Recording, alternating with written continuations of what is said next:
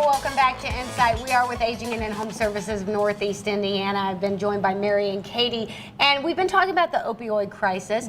And you deal with older adults for the most part, and this affects them because they're in that population that has chronic conditions that a lot of times are being prescribed these pain medicines that fall into that opioid category.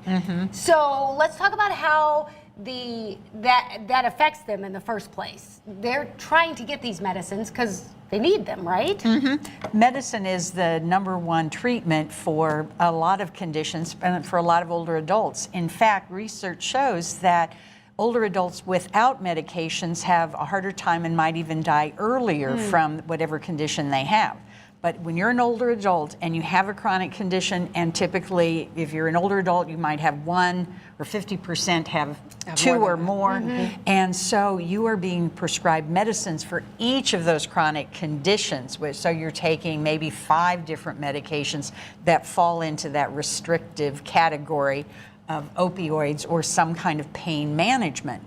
But we certainly support Triad and the medication disposal because our clients have a lot of those medications, but they have that pain also, and we really want to deal with that part of it.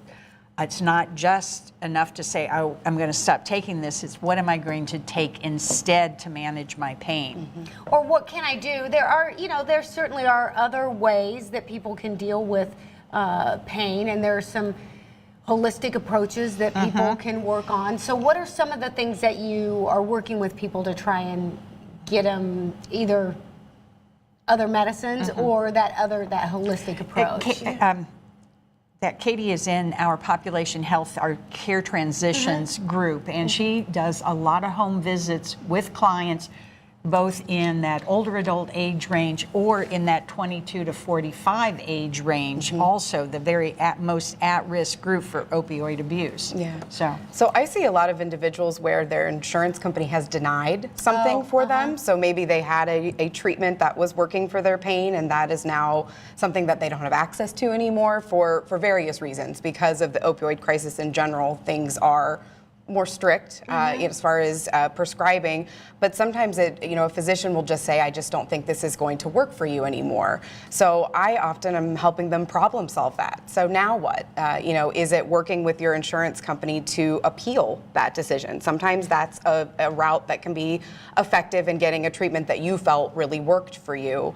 And then sometimes it's just getting them to other resources. So therapies, physical therapy, occupational therapy, helping build that strength up. So, even maybe they are still in pain, but they're in less pain, or they have maybe some different strategies to deal with that pain, working with mindfulness, all those kinds of buzzwords right now are really important in pain management. And we have this picture and with the holistic approach of kind of, it looks like maybe therapy, but it makes me think of, the whole like yoga thing. I mean, I just saw a story the other day about how much that simple stretching, 7 minutes is what the story was about, 7 minutes of stretching. And that can be like real hardcore yoga, or it can just be some real simple, easy kind of stretching that can help somebody out. And listen, I'm preaching to the choir right now, okay? I'm really preaching to the choir about this. I do want to talk about some resources you have for people, and I also want to talk about, you mentioned that high-risk category, that 25 to 55 age group, and what impact that is having on older Americans, too, in our last segment. So stick around. We're going to talk about that when we come back.